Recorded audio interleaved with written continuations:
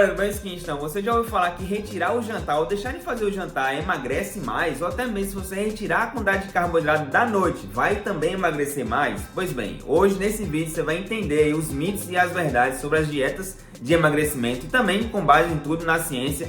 E fica até o final desse vídeo que você vai entender o último item aí que até confunde profissionais de saúde assim como os nutricionistas. Então antes de começar esse vídeo, não se esquece de dar o joinha, se inscrever no canal e também ativar as notificações para que assim que eu postar o vídeo, você já vir assistir. Então, bora pro vídeo. Bom, galera, e o primeiro ponto aí seria justamente o consumo de carboidrato no turno da noite. Será que realmente engorda ou até mesmo vai atrapalhar o processo de emagrecimento?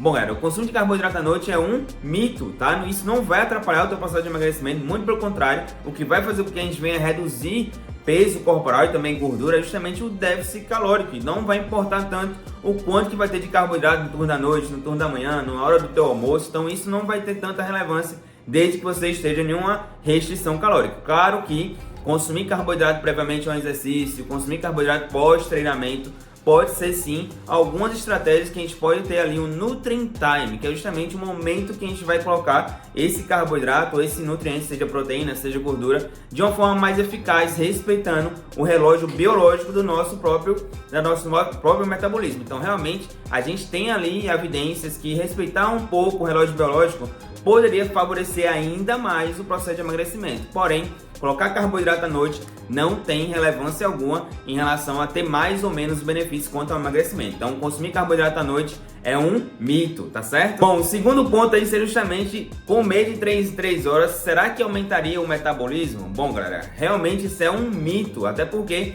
a gente tem aí um dos principais fatores, a restrição calórica. Então, se você vai ter restrição calórica em 3 refeições ao dia, pouco vai importar quantas vezes você vai consumir durante o seu dia. Então, até porque, pensando em acelerar o nosso metabolismo, a gente vale muito mais a pena a gente se preocupar na nossa massa muscular, né, em aumentar a massa muscular, assim como fatores genéticos e hormonais, e também você se preocupar ali na quantidade calórica do teu dia total, e não apenas de comer várias vezes ao dia ali, 6, 7 vezes ao dia. Então, realmente, comer de 3 em 3 horas não aumenta o metabolismo, e isso é um mito. O terceiro ponto aí seria justamente em relação a se dar pra a gente perder peso, emagrecer, comendo ali de tudo, né? Por exemplo, chocolate, pizza, hambúrguer. Será que isso é verdade? Sim, é verdade. A gente consegue comer de tudo aí, claro que em quantidades mais moderadas, em momentos mais pontuais, respeitando o teu planejamento nutricional de déficit calórico. Dá sim pra gente consumir de tudo aí, principalmente as coisas que você gosta, um bolo talvez, uma feijoada, uma buchada, enfim, dá sim,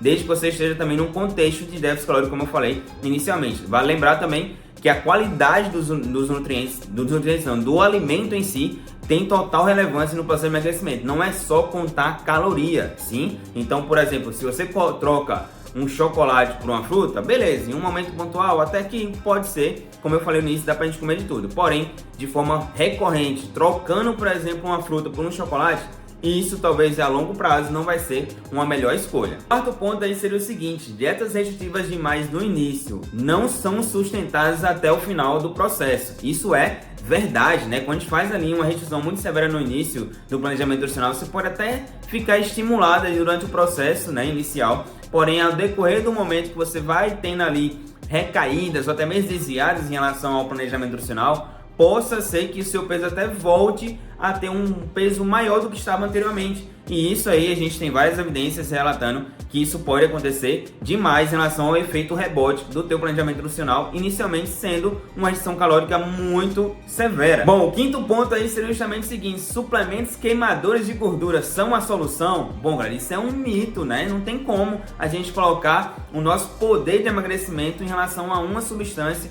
ou um tipo de complexo de substâncias que você vai estar ali consumindo para emagrecer. Como eu disse no início, o fator primordial para a gente reduzir peso corporal é justamente a restrição calórica. Se você tomar meio monte de coisa e não tiver em restrição calórica, o teu peso ele não vai reduzir. Então fique atento em relação a comprar muitas coisas, fazer empilhamento de substâncias aí durante o seu dia e não ter o resultado que você tanto deseja, principalmente gastando, né, horrores de dinheiro sem ter necessidade, porque a grande base não vai estar ali tão bem montada, que é a restrição calórica. Bom, e o sexto ponto aí que eu disse lá no início, que até confunde profissionais de saúde, é justamente treinamento em jejum. Será que treinar em jejum, ele tem ali um efeito maior no processo de emagrecimento? Bom, galera, isso depende. Por quê? Isso vai depender muito da tua consciência em relação à parte de digestão, né, a quantidade de comida que você vai consumindo previamente ao exercício, ou até mesmo se você já é bem adaptado em relação a fazer os treinos em jejum. Se isso não vai interferir no teu treinamento, vai depender muito do que você vem fazendo habitualmente. Então,